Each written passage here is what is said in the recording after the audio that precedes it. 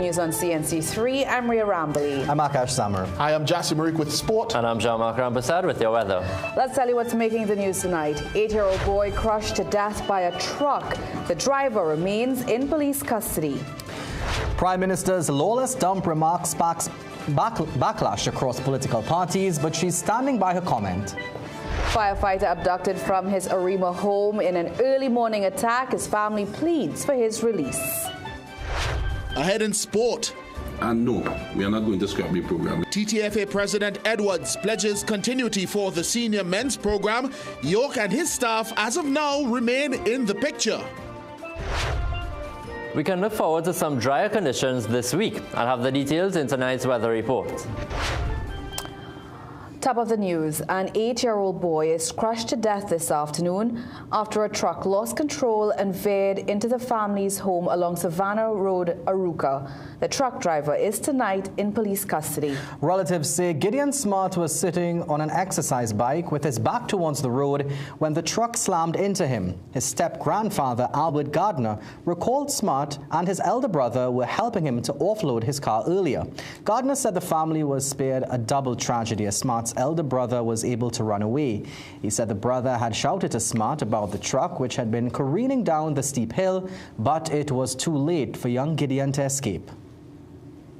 So he back turned, so the next one was outside, and the next one had to see what was taking place and run and call him, but he didn't have time to move because he on the machine. It had no new years, it had no old years, so like everything done, you know. But the child was a really very playful, vibrant little boy. CNC3 News understands the driver of the truck had dropped off building supplies for a resident living high up the hillside. He was arrested and taken into custody by officers from the Tunapuna police station. The search intensifies for abducted firefighter Bruce Lazama as his family makes a desperate appeal for his safe return. Police say the 46-year-old was abducted from his Arima home on Saturday by two masked men. CCTV footage shows the intruders chasing Lazama, forcibly bundling him into his silver Tida. His car was later found abandoned along Tumpuna Road South. Lazama, a fire officer with 17 years service, is attached to the ambulance unit of the Northern Division in Port of Spain. Relatives confirmed he had been robbed twice at his home in the past year, but would not link the incidents to the abduction. They say Lazama was a private person with a small circle of friends. He was unmarried. President of the Fire Services Association, Keon Guy, called the abduction deeply troubling and urged the public to help locate Lazama. He was due to report for duty on Saturday evening, but family members later found the door to his home open. Well, political parties have taken strong objection to the Prime Minister describing Trinidad and Tobago as a lawless dump. Kamla Prasad-Bissessa used the phrase to justify a sharp increase in traffic fines and custom duties, arguing that the country had slipped into a state of disorder due to the entitled attitudes of citizens who ignore laws. But even though the parties are upset, as we explain in this report, the Prime Minister is doubling down on her position. Calling Trinidad and Tobago a lawless dump has massively triggered this country's political parties. Starting with the main opposition party, Penelope Beckles described Kamla Prasad-Bissessa's remark as distasteful and unbecoming of a prime minister, arguing that it amounts to a reprehensible insult to the very country Prasad-Bissessa calls home. The opposition leader went on to say that it therefore can only be assumed that her reference to Trinidad and Tobago as a lawless dump is a description of the amalgamation of characters who have found themselves in her current government. Meanwhile, former Prime Minister Dr. Keith Rowley told CNC3 News that this is the signs of a Prime Minister who does not care what she does and says to this country. Dr. Rowley said Prime Minister Prasad-Bissessa has gotten exactly what she wanted, which is a decisive election victory, unchecked power and access to a strained treasury, and with no expectation of future accountability while governing with recklessness and contempt. Meanwhile, the Patriotic Front is calling on Prime Minister Prasad-Bissessa to address the nation if she truly believes Trinidad and Tobago is a lawless dump. Party leader Michaela Pandey is challenging the Prime Minister to explain how what she describes as years of failed governance can now be blamed on the citizenry. And in Tobago, Innovative Democratic Alliance leader Dr. Denise Soyafat-Angus told CNC3 News that the Prime Minister is the one who normalized lawlessness. The IDA leader said disrespecting the Constitution is lawless, disrespecting Tobagonians is lawless, endorsing state violence without evidence, due process, or accountability is lawless.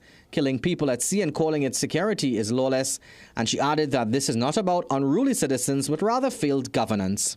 But the Prime Minister's fired back. Kamla Persad-Bissessar said a country cannot be fixed until you face the reality and call out what is broken and dysfunctional. Persad-Bissessar said if the PNM believes the country is not a lawless dump, then that's okay with her. She accused the opposition party of never truly caring about its supporters, as hardcore PNM constituencies have the highest murder and crime rates, highest unemployment, poorest infrastructure, and worst educational facilities. The Prime Minister said if the PNM has no ambition for their supporters, then so be it. She wants the best for UNC supporters and law-abiding citizens, while again reiterating that the country is a lawless dump and everyone has contributed to it. Now, as it pertains to the new traffic fines and additional fees for services, the Prime Minister said her government attempted to ensure there's fairness across the board. She said it's time for every pot to stand on its own bottom. Meanwhile, there are mixed reviews from some economists over Prime Minister Kamla Persad-Bissessar labeling the country a lawless dump. According to Professor Patrick Watson, the Prime Minister exercised poor judgment. Speaking with CNC3 News today, Watson said Persad-Bissessar's words were not only unkind, but he believes it can discourage foreign investors from wanting to do business with this country. First of all, it's in bad taste for the Prime Minister to be saying that. And secondly, if you're really hoping to attract people here, that is clearly not the way you are saying that we are a lawless society. I think, in all fairness, people should get a hold of her and prevent her from saying the first thing that comes to her head. That is what is very, very bad. Meanwhile, economist Dr. Indira Sajuan believes the rift between Venezuela and the United States would pose a greater threat to investors.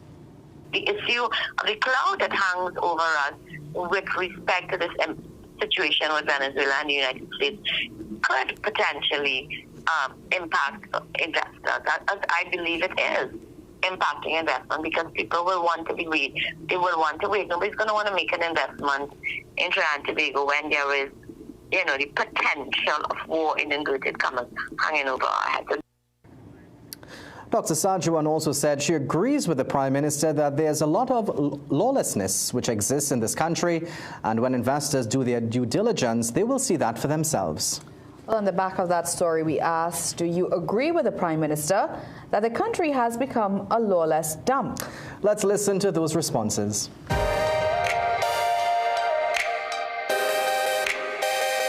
There's somewhat of a balance where, due to the goodwill and initiatives of people that still have faith in society, helps to bring about a sense of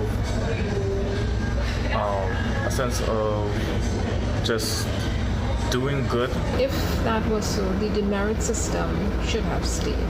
Yeah, but in light of the lawless conversation, are we really lawless people? I think that's the hallmark of a creative, innovative mind. Guys, I have to say yes.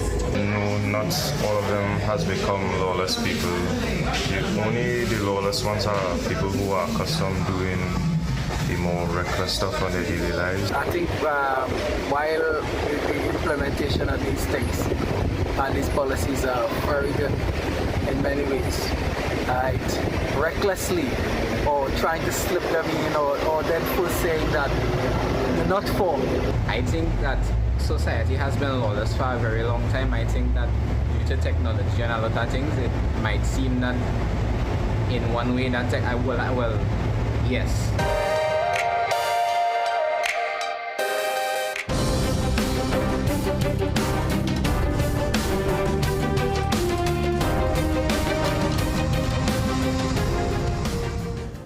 United States President Donald Trump says the U.S. has struck a dock facility along a shoreline as part of his pressure campaign on Venezuela, but offered few details. Trump first referenced the strike in a radio interview on Friday and told reporters today the target was a site where boats were allegedly loaded with drugs. He described a major explosion in the dock area. The president did not confirm whether the strike occurred in Venezuela or whether the military or CIA carried it out. The Pentagon referred questions to the White House, which has not provided any more information. The attack is part of an escalating campaign against what the administration calls drug smuggling operations. Since September, U.S. strikes on boats have killed more than 100 people in the Caribbean and Pacific. Venezuelan President Nicolas Maduro insists the real aim is to force him from power. Trump has said the U.S. will move beyond targeting boats and strike on land soon. Prime Minister Kamal Prasad Bisesa has since indicated that TNT is not a participant in any military operations within the Venezuelan territory. Well, still to come in the news, union warns customs fee hike will drive up prices, but an economist says that's unlikely. Pilots dismiss strike rumors, calling social media claims unfounded and mischievous. Coming up in sport, Eagles FC scores a shock win over Sides in the TFA League competition. At Bagwansing's, Port of Spain and Chagonas, we are committed to providing quality products for all major building projects. Let's build together with rebars and beams, BRC coils and mats, RHS and angles, roofing sheets and purlins, lumber, plywood and MDF. Bagwansing's, building homes, building communities, building TNT for over 60 years. Bagwansing's, Port of Spain and Chagonas, building value every day.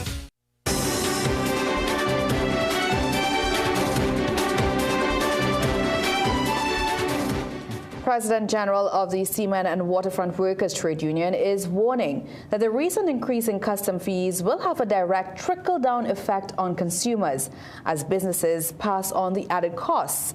Government announced that from January 1st, the standard customs fee will be doubled. Fees at the container examination station have also been increased. Michael Anisette says the higher charges will translate into increased prices for goods, placing additional strain on consumers who are already grappling with rising costs of living.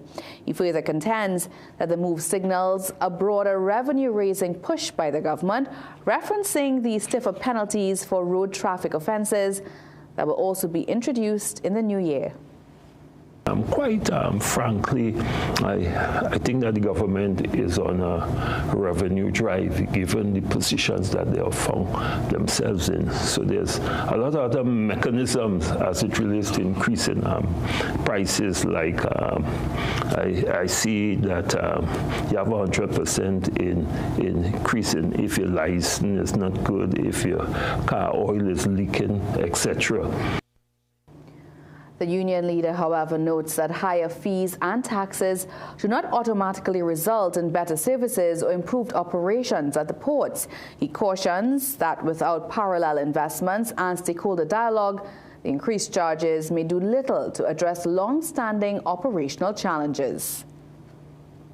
We need to find ourselves in a space whereby the question of wage-led growth and job-led growth and productivity tied into wage increases becomes a mantra and part of our economic DNA. And I think that is what is needed, some innovative and creative changes in how we do business if we have to address what you are talking about. Speaking on CNC3's The Morning Brew today, Anisette says collaboration and consultation are essential to ensure that policy decisions do not disproportionately affect workers and consumers. Economist Dr. Indira Sajuwan says the increase in customs fees is unlikely to have a meaningful impact on prices, arguing that while the percentage changes appear steep, the actual dollar amounts are marginal for large importers. If you're bringing in container loads of material, really it's marginal in terms of the dollar value. It's not significant. I don't expect the impact on prices overall to be anything significant. I think we need to be more concerned with the fact that we simply are importing too much especially food and luxury items. We are importing too much of these things. She adds, at a time when foreign exchange remains under pressure, the country needs to cut down on its reliance on imports, particularly food and luxury items. The president of the Route 2 Maxi Association is appealing to the government to repeal the recent increase in the cost of permits for use of the priority bus route. In addition to this, Brenton Knights is also calling for consultation with maxi taxi operators before any further action is taken. During an interview on CNC3's The Morning Brew today, he warned that the adjustment could place added pressure on an already strained public transport sector. The comments come in the wake of a recent announcement that tolls for the PBR would be doubled. Our operational cost is being affected from many different angles. And yes, that is part of it, but it's not the first option that we're looking at. What we're asking the government is to repeal this first and let us have dialogue. Knights further challenged Minister Eli Zakuru's rationale for the increase, claiming that maxi taxis appear to be the only group being affected by the adjustment. In the PBR unit, there are maxi taxi permit, there are temporary permits, there are letter permits, and there are permanent permits. How it is only maxi you're asking to pay to sustain the PBR unit? And your claim to fame is that you remove 600 vehicles off of the bus route. 600 letter permits that was in circulation in the ministry for many years that have not been paid. And I guarantee you that there are almost similar amount in the ministry when you combine the temporary pass, the letter permits, and the permanents. Knights argue that the lack of engagement has heightened concerns within the sector. CNC3 News is awaiting a response from Minister Zakuru on the calls for the increase to be repealed. Meanwhile, Minister of Homeland Security Roger Alexander has defended stiffer penalties for traffic offences, noting that the increase in fines is not to punish motorists, but part of the government's efforts to clamp down on errant drivers, while potentially saving lives. Alexander also urged the public to consider the human cost of reckless driving before criticizing the increase in penalties. So when you ask a victim who have lost a family member to a man who was driving carelessly or recklessly, ask her or him how they felt, and if they would have any issues with persons paying for their behaviors. A criminologist, Dr. Randy Sipasad, said while he had no problems with increased penalties for traffic offences, he questioned whether current enforcement strategies are enough to curb reckless driving. The detection of the offences remains very, very low. Part of the problem has to do with, I know, manpower with respect to officers assigned to traffic duties, but part of the issue also has to do with police officers and the police service generally prioritizing more serious crimes. It's for this reason that Sipasad said technology like CCTV cameras should be used for greater enforcement.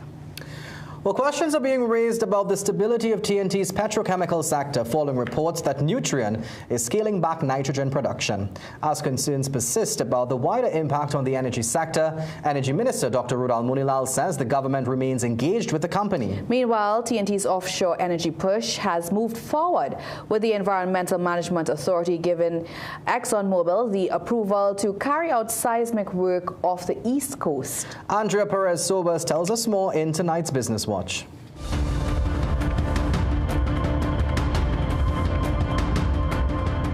International headlines over the weekend placed Trinidad and Tobago at the center of Nutrien's global restructuring as the Canadian-based company shifts investment away from nitrogen production and towards potash.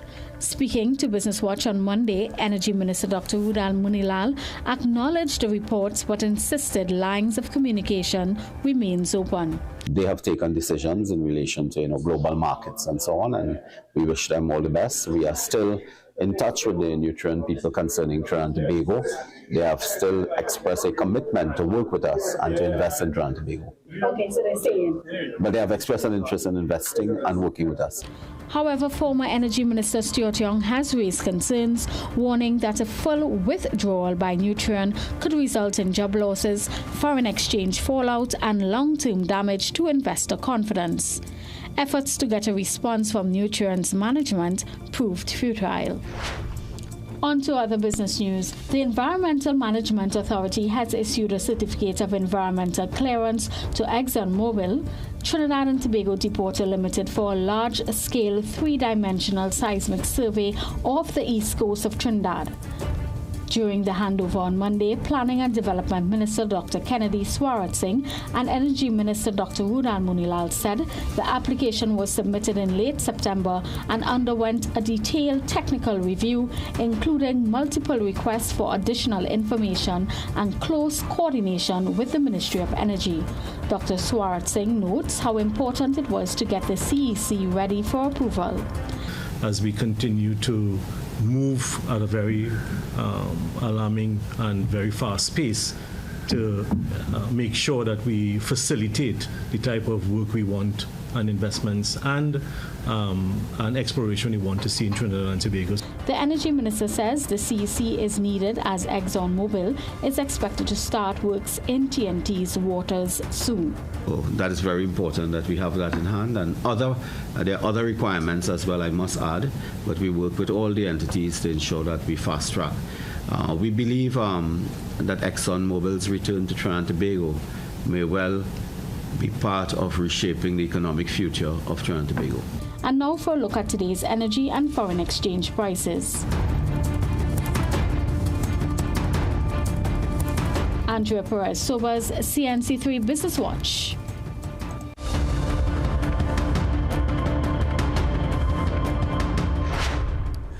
Pilots are tonight dismissing social media reports of an impending strike, describing the claims as unfounded and mischievous. The Post accused several members of the Trinidad and Tobago Airline Pilots Association and a People's National Movement official of attempting to disrupt airline operations with a so-called subtle strike action. TALPA, in a joint statement with the Aviation, Communication and Allied Workers Union, confirmed that a meeting was held over the weekend between the executive leadership of both unions. However, they said the meeting was not convened to call strike action or to engage in any activity that could threaten national stability. While no specific agenda items were disclosed, the union said the meeting was intended to provide reassurance and support to their respective memberships amid uncertainty within the aviation sector.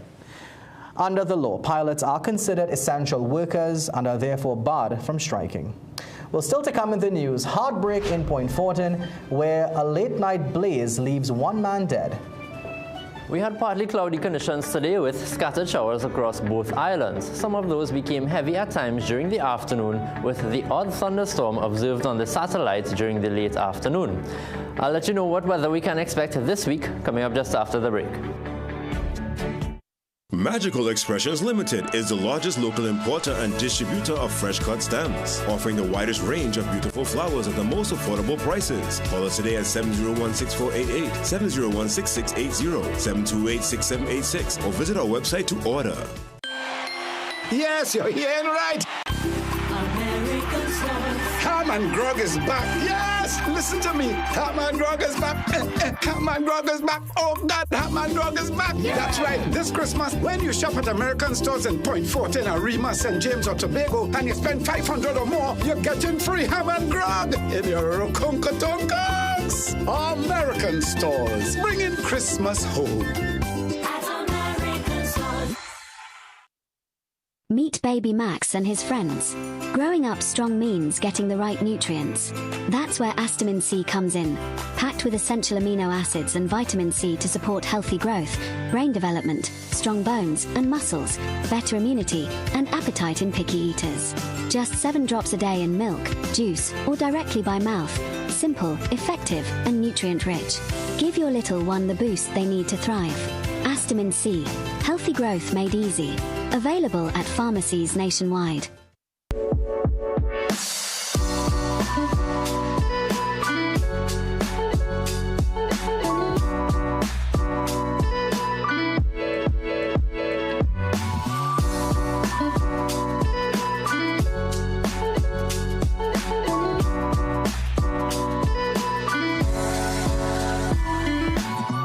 Enroll your child today at CTS College's private primary school. Classes are online and taught by qualified and experienced teachers. Our fun and engaging sessions are recorded for further review. We cover the full range of SEA subjects with preparation for success. Students from first year to Standard 5 are welcome to join. And with our competitive rates and flexible payment plans, it's easy to enroll. Sign up today at CTS College.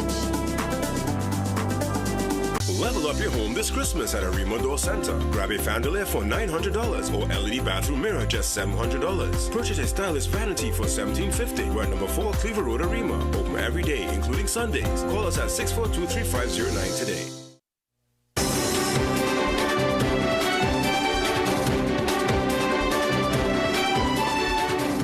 Welcome back. Tragedy struck Point Fortin last night as 40-year-old Anderson Francois lost his life in a house fire.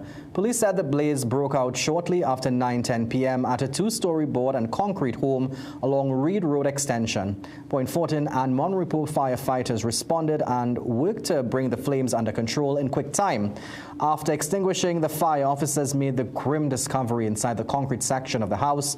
Francois, who lived alone, was later pronounced dead at the scene by a district medical officer. As investigators searched for answers, neighbors struggled to come to terms with the events that unfolded earlier that day, noting that Francois had mental issues. So he was inside, and I told him, open the door, let me carry by the doctor. So he don't want to go by the doctor. He started to take the hammer and nail up the door. He nailed up the front door, he nailed up the back door. I couldn't get to go in. I have a key. I tried opening it, it's not opening, right? He nailed it up. So Sandra opened the door while looking up. He said, like, people looking to kill him, people want to kill him. That's what he's saying. People want to kill him. Charles said she last saw Francois alive around 6:45 p.m. and that he appeared unwell earlier that morning. She said emergency personnel later attempted to gain access to the house but were unable to enter.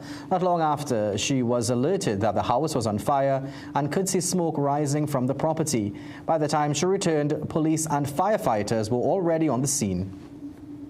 If I'm in the washroom, like if you run in the washroom corner, and my neighbors and them was in front, tell me they hear bawling, help, help, I getting burned. And nobody, like they didn't do nothing. And same time, the girl told me the roof caved down. Yeah, the roof caved down.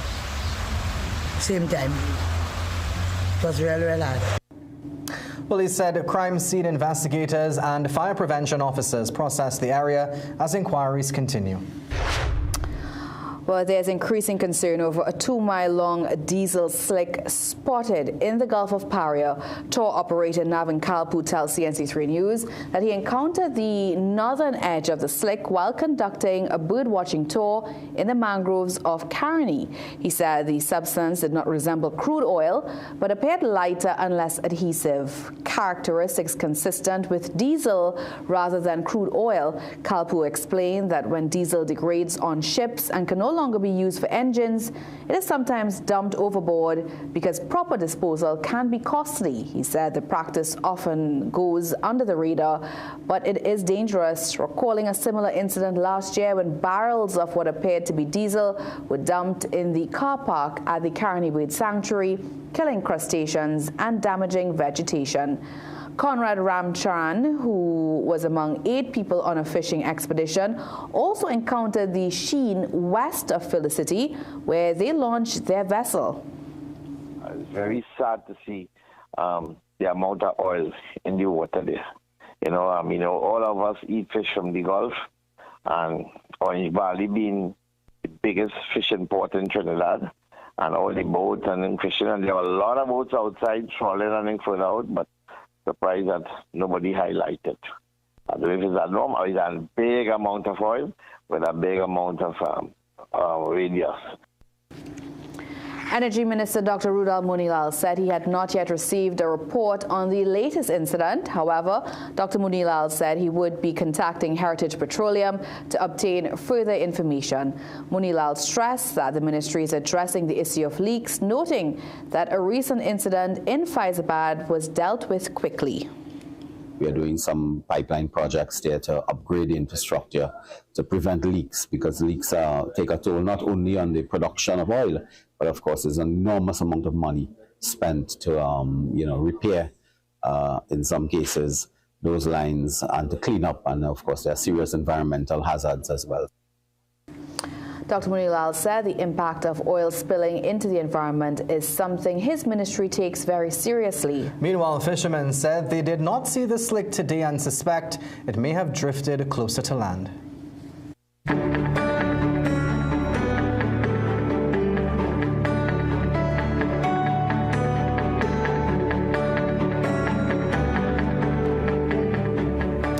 Jean-Marc is here with us. Jean-Marc, what's happening for the rest of 2025? The couple of days we have remaining. Today felt a bit muggy. Muggy, you just learned that word. You just taught me that word, yeah. Muggy, balmy, a bit humid as we have a lot of clouds. The place setup, yeah. a lot of clouds you're seeing outside. You know, we got a couple of showers this morning and this afternoon as well. But we can expect some improvement later on this week. But first I want to recap some of the events which happened over the long weekend. Now, the Peparo mud volcano began showing signs of activity on Christmas Eve morning, with residents nearby worried about potential evacuations. The Rural Development and Local Government Ministry continues to urge motorists to exercise caution in the vicinity of the volcano.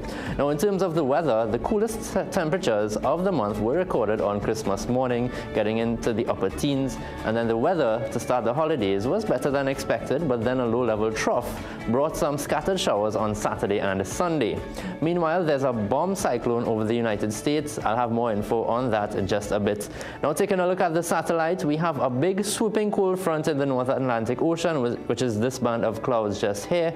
Now, the cold fronts haven't made it all the way down to the islands, but the remaining cool air was experienced in the northernmost islands as they recorded temperatures in the upper teens early this morning. That's about 18 or 19 degrees Celsius. Over our area, we still have some cloudiness lingering, but if we look to our east, some improvement is on the horizon with some drier temperatures. So the forecast for tonight, some lingering cloudiness over both islands with some isolated showers. 1 or 2 may become moderate to heavy at times. Overnight lows of 24 in Trinidad and 26 in Tobago. Tomorrow we'll have a bit more sunshine, but still get some showers favoring the afternoon. There's also the low chance of the odd heavy shower also in the early afternoon period. Sea conditions are on the higher end of moderate, with waves up to 2.5 meters in open waters and less than 1 meter in sheltered areas. Winds are expected out of the east at 15 to 20 knots. Now, looking ahead, a medium chance of showers over the next 2 days, as conditions will be a bit mixed, sunny, then partly cloudy periods with a few showers. But then from Thursday, which happens to be New Year's Day, and into the weekend, some drier and warmer conditions are in the forecast. Now, in a complete contrast to this weather, back-to-back winter storms have been rolling across the United States, affecting the majority of the country in different ways. Blizzard conditions in the north, with over 30 million people under winter advisories and over 100 million under high wind advisories at one point today. Tornadoes even spawned in Illinois as well. Now, the current storm is being called a bomb cyclone, and that's because it has rapidly strengthened over the last 24 hours. It's also expected to bring up to 1 foot of snow in the northeastern states, which have already experienced several inches to over 1 foot of snow already for the month. Bomb cyclone. Wow. That sounds horrible. Not something you want to see in the airport. Not at all. Well, we are welcoming the dry season again. Yes, we are on our way in the transition to the dry season. Is usually declared in January. You know what that means, right? Dust. Dust. Lots of dust. All right, thank you so much, Jean-Marc. Let's tell you what's still to come in the news. Get your 2026 calendars ready. Tonight, we tell you how many long weekends are in store and how police are already planning for them. Your immune system is your first line of defense. Discover BioStrath Immune Health. BioStrath Immune Health is enriched with zinc, ensuring that your body stays resilient. BioStrath Immune Health. Get what you need naturally. Your healthiest life with the garden foods. Every meal is a chance to nourish your body and fuel your day. With the garden foods, vegetables, freshness and nutrition are always within reach. Quick to prepare, packed with fiber and full of flavor, because eating well should be simple and delicious. From freezer to table, enjoy real goodness in every bite. Available at your favorite supermarket.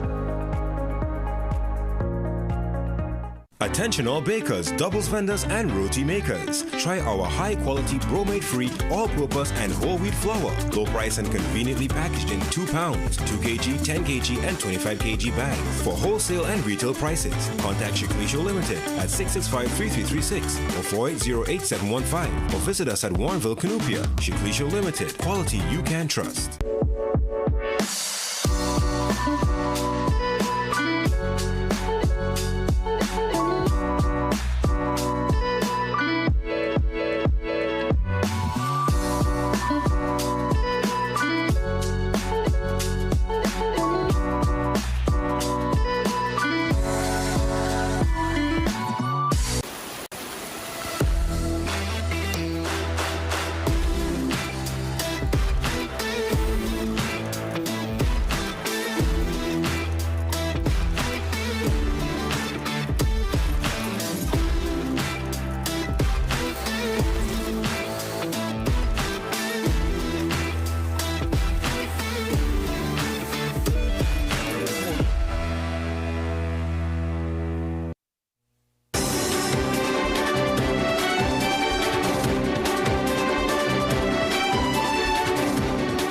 Welcome back. The government is expanding the migrant registration framework to include all eligible illegal immigrants currently residing within the country's borders, moving beyond the previous exclusive focus on Venezuelan nationals. In a media release, the Ministry of Homeland Security said the expansion forms part of a strategic effort to promote equity and bolster national security. The framework allows all registered illegal immigrants to live and work legally in TNT from January 1st, 2026 to September 30th, 2026. The Ministry of Homeland Security will oversee the issuance of registration cards, which will display an individual's name, date of birth, photograph, and expiration date. In addition, Legal Notice Number 469 amends the immigration regulations to specifically include the children of immigrants who hold a permit issued under Section 10 of the Act, ensuring their status is recognized alongside their parents. The ministry said the expansion aims to facilitate comprehensive data collection and allow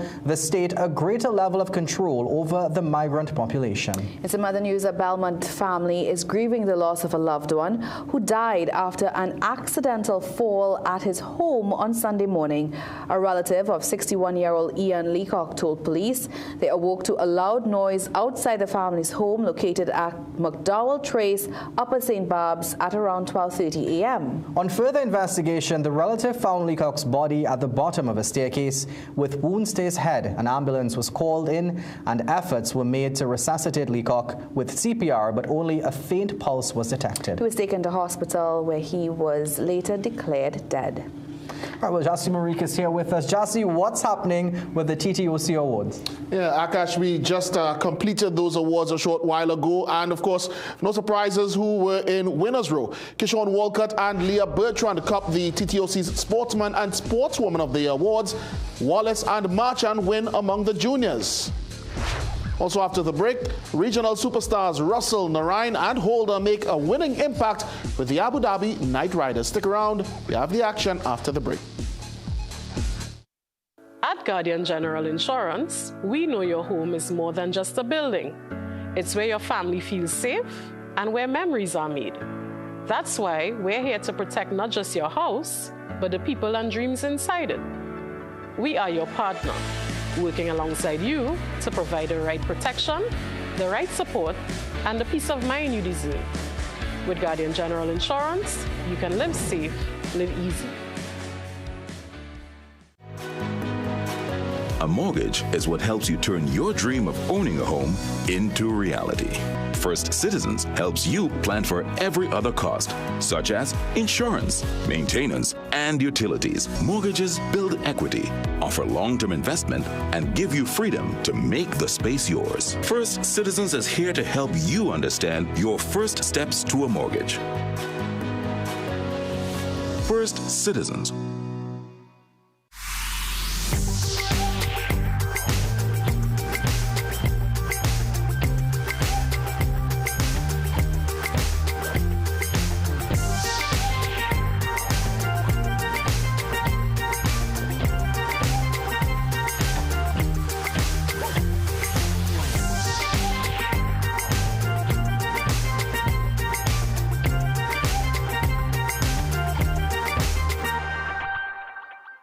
Here are some fire safety tips to safeguard your business, employees, and customers.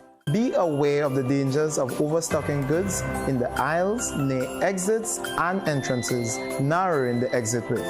Keep goods a minimum of 18 inches from ceilings and lighting fixtures. All fire safety protection equipment and signage must be clearly visible and unobstructed. All employees should be trained in the proper use of fire extinguishers and evacuation drill procedures, even temporary workers. Reduce the accumulation of combustible materials which can escalate the risk of fires and prevent safe evacuation. Ensure proper housekeeping is constantly maintained during the holiday period with a clean-as-you-go policy in place. Remember, fire safety begins with you.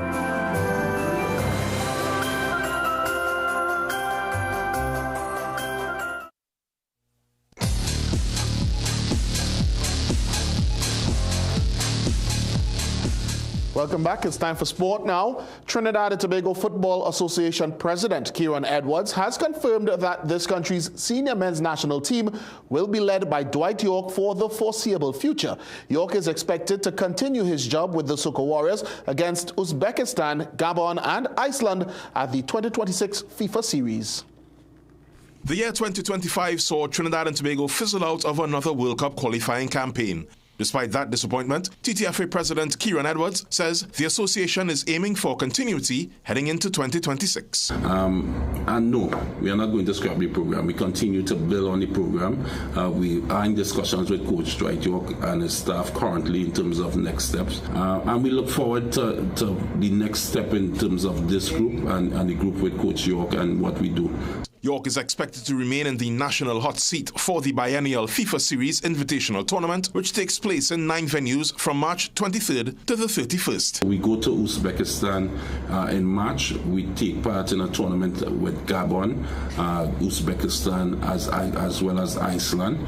And that tournament would be a great tournament, a next step for Trinidad and Tobago. It helps us in terms of our push for the next 4 years in terms of moving up the rankings. All the countries in the tournament are ranked 75 and above. TNT sits at 98th. But it's not just the seniors. The girls' under-17 team goes into World Cup qualifying for Morocco 2026 from February 7th to the 16th. The under-17 and under-20 boys teams are currently encamped, and Edwards says there's great optimism for the progress of both programs. Our national youth teams would go into World Cup qualifying in 2026. We have the boys under-17 in early February, 3rd of February, right here in Trinidad and Tobago, group with Mexico, St. Martin, and a few other countries. And then we have the under-20 boys that would go into qualification a couple of weeks later in Costa Rica. That under-20 group is a really exciting group. The president revealed the U-17s head off to Peru for a 2-game series against that country in early 2026. The U-20s will play Grenada, St. Vincent, and another country as yet to be determined as part of their own preparations. Jovan Ravello, CNC3 Sport. Eagles FC and Sides featured in the Tobago Football Association's last game of 2025, a league fixture at the Dwight York Stadium. Gaston Cupid has those highlights. Sides in the blue started the day in 4th position on 10 points and had plans of moving into 3rd with a victory. Eagles FC, on the other hand, sat at the bottom of the 10-team table with just 3 points. Sides had first sniff on goal with a couple of half chances, but nothing really to trouble the Eagles custodian. 35th minute, Eagles responded with a well-worked play, resulting in a goal. However, the assistant's flag signalled offside. Sloppy play at the back gave Sides a chance, but the Eagles' defence redeemed itself to maintain the clean sheet. Then Sides again looking for the opener missed the mark. Eagles should have taken the lead before the half, but finishing was less than desirable. After the break, Sides continued to lack that killer touch as the rain came down. This looked like the moment, but it was another miss and a yellow card for the keeper. For all their missed opportunities, Sides paid the ultimate price when Hassani Allen got the ball over the line for the Eagles' lead. Allen almost made it 2-0, but the shot lacked power. One last chance for Sides' equalizer went a-begging as Eagles FC shocked them with a 1-0 result.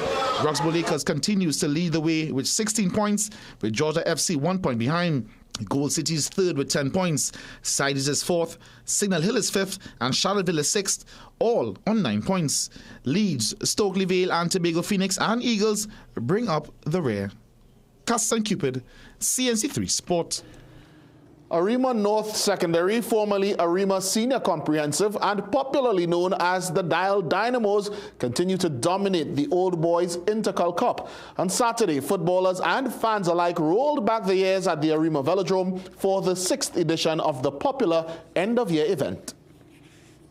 As Luther Vandross's popular ballad goes, they return every year, every Christmas, to relive past glories. And much like their days at some of secondary school football's legendary institutions, attendance continues to be high for the year-ending All Boys Intercal Cup. We have been growing every year, growing in stature, growing in participation. The teams have really put out good effort every single year. We have been getting support from the community, not just in the east where it originated, but throughout the east-west corridor. The north is around. We have southern teams showing support as well. So we're hoping to end up building a properly national-wide community.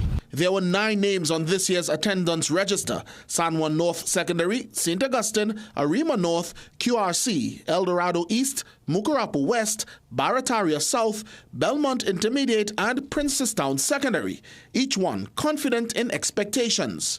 We feel as if we are the Netherlands of the tournament. You know, Netherlands is one of the countries that would make the World Cup final the most.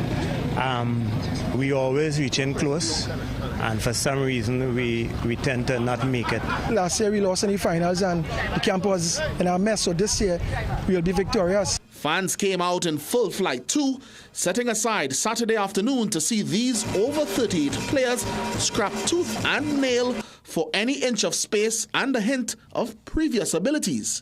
From a two-school rivalry rekindled between Arima North and St. Augustine, the Intercal Cup has blossomed into something more. One year we decided to invite 2 others, and it blew up immediately.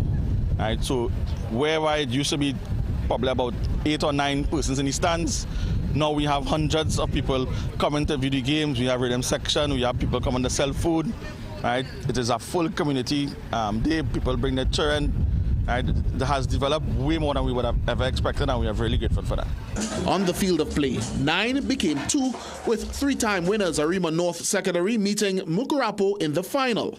A clash of colours sorted by a sporting flip of their kits by the 3-time champions Arima.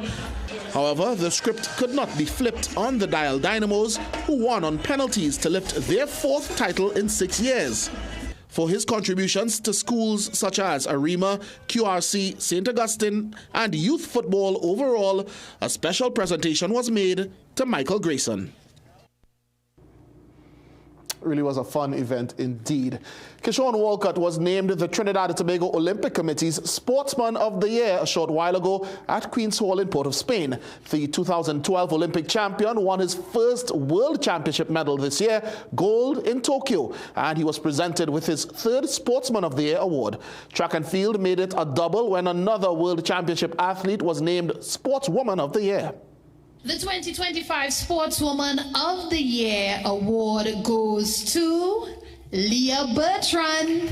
Leah has proudly represented Trinidad and Tobago on the world stage, including at the 2024 Paris Olympic Games, where she advanced to the 100-meter semifinals and at multiple world championships.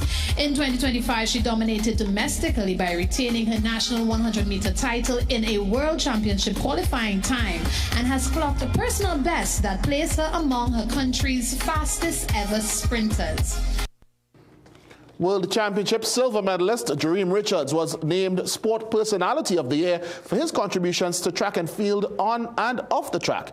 Triple Junior Pan Am bronze medalist and Junior World and Bolivarian Games double medalist Makaira Wallace was named Junior Sportswoman of the Year, while the Junior Sportsman of the Year award also came from the Mondo. Ladies and gentlemen, the 2025 Junior Sportsman of the Year is Jaden Marchand, a young sprinter who has already made his mark on the international stage. With remarkable performances and personal best, Jaden has quickly risen through the ranks of the 400 meters, combining speed, determination, and competitive spirit. Congratulations to all of the winners. We'll have a full story in tomorrow's Guardian newspaper. Congratulations also go out to young Trinidad and Tobago sailor Kyle Duran, who has completed his stint at the 2025 Youth World Championships in Portugal, placing 52nd. Duran was one of hundreds from around the world at the event from December 12th to 20th, battling a range of conditions from light and unpredictable winds to strong and gusty breezes. While he failed to finish just one of his 9 races, Duran totaled 429 points.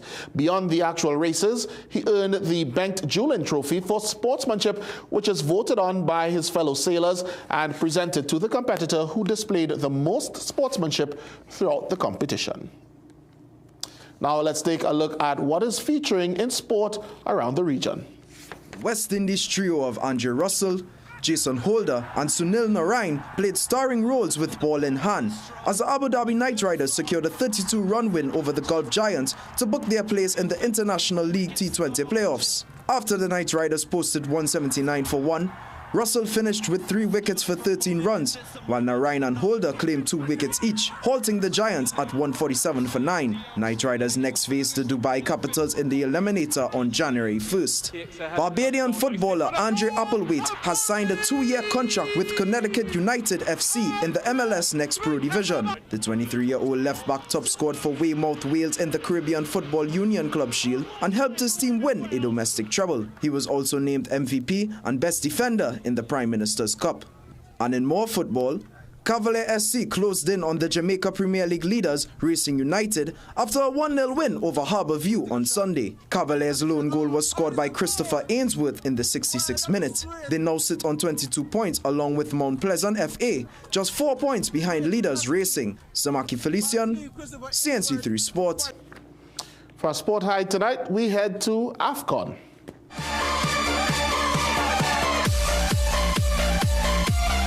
Ayoub El Kabi gate-crashed his second AFCON goal to send Morocco on their way against Zambia. But the acrobatic Ayoub had an encore performance in the 52nd to seal the host progression. A goal that gets better with every angle. El Kabi's second bicycle of the tournament beats all comers and takes tonight's CNC3 Sport High. Wonderful goal indeed there. Second of the tournament, and he's and he's racking up our Sport High awards, guys. The audacity. The awards. Where are the awards, Justin? Well, we'll give him the Sport High tonight. And again, congratulations to Kishon, Jaden Marchand, Leah Bertrand, and of course, Makara Wallace, and all of the other winners at tonight's TTOC Awards. All right, thank you so much, Jess. Let's take a break. We'll be right back. Dress like you mean business. At The Working Woman, we bring you stylish, professional looks made for the modern woman. From casual to formal workwear, we've got your professional wardrobe covered. Struggling with blood sugar swings, high blood pressure, or stiff joints? Take control with Aja Nutrition's powerful wellness trio. Berberine Plus supports healthy blood sugar. Blood pressure support helps keep your pressure in check. And Joint Aid keeps your joints moving so you can stay active every day. Don't wait. Choose Aja Nutrition for trusted, effective solutions. Available at Pennywise and leading pharmacies nationwide. Feel better, move better, live better with Aja Nutrition. Recession have you down? Don't lose hope. Head on down to Tire Clinic for the recession deals. Big savings with our road hazard warranty on Dunlop, Sumitomo, and Falcon tires. Available at Tire Clinic, Cuba, Chaguanas, and Pleasance Park. Tire Clinic, a tire for every need. Call 636-8973 or 636-2958. Meet Baby Max and his friends. Growing up strong means getting the right nutrients. That's where Astamin C comes in. Packed with essential amino acids and vitamin C to support healthy growth, brain development, strong bones and muscles, better immunity, and appetite in picky eaters. Just 7 drops a day in milk, juice, or directly by mouth. Simple, effective, and nutrient-rich. Give your little one the boost they need to thrive. Astamin C. Healthy growth made easy. Available at pharmacies nationwide. This is more than just music. This is where you find the best of TNT. This is more than just a vibe. This is where Bollywood gets a twist.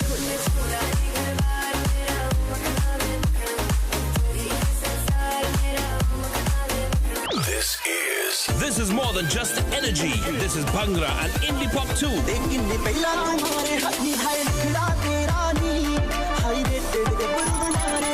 mix. This is the life. Log on or log on now. Sangeet 106.1 FM. This is authentic East Indian radio. This is us.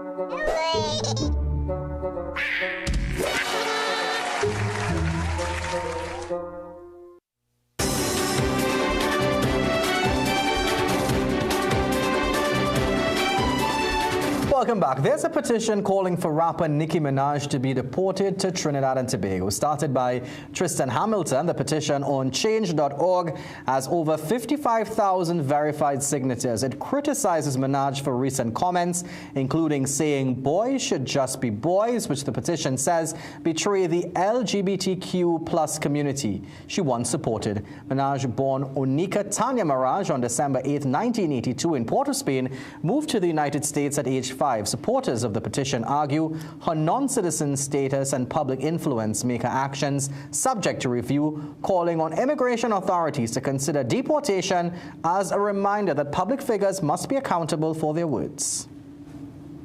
Well, the TNT Spirit has been temporarily taken out of service due to mechanical issues. The Inter-Island Transportation Company is tonight advising the public that all sailings on the TNT Spirit are cancelled until further notice. The APG James has also remains out of service. In the meantime, the Buko Reef and Galleon's Passage will continue operating with adjusted sailing times. Travelers are encouraged to keep checking official updates and arrive early for their scheduled trips. Well, mark your calendars. 2026 is serving up 5 long weekends, the kind most Trinbagonians, especially you, Akash, can't wait for. The first will be on March 28th to the 30th, with Spiritual Baptist Liberation Day on Monday, March 30th. Carnival Monday and Tuesday come early on February 16th and 17th, while Eid al-Fitr is tentatively set for Friday, March 20th, pending the sighting of the moon. April brings Good Friday on the 3rd and Easter Monday on the 6th. Labor Day falls on Friday, June 19th. Independence Day will be observed on Monday, August 31st, and Christmas Day on Friday, December 25th. Police Road Safety Coordinator Brent Batson says there will be more roadblocks during those long weekends. There'll be a combination of both DUI exercises, anti-speed, and general traffic enforcement. So we're hoping that, this year, one way as we welcome persons that will be vacationing and relaxing for longer weekends, that the police will be out there. Now, there are also 3 holidays that fall on a Thursday. They are Corpus Christi on Thursday, June 4th, Republic Day on September 24th, and this Thursday, which is New Year's Day. Friday is a regular working day. Tour guide and lifeguard Rondell Joseph advised patrons to visit the 10 beaches patrolled by lifeguards. These beaches are Maracas Bay, Tyrico, Las Cuevas, Celibia, Toco, Manzanilla, Losiro, Vesini Beach, and Queenam. And the patrol hours are between 10 a.m. and 5:30 p.m. on a daily basis. I urge the population to ask the lifeguards what the flag means, right? Don't go and venture into unknown waters that you're not sure about, especially beaches that do not patrol by lifeguards. A lot of people, they like to camp on different beaches and go into unknown waters that is very, very rough and dangerous.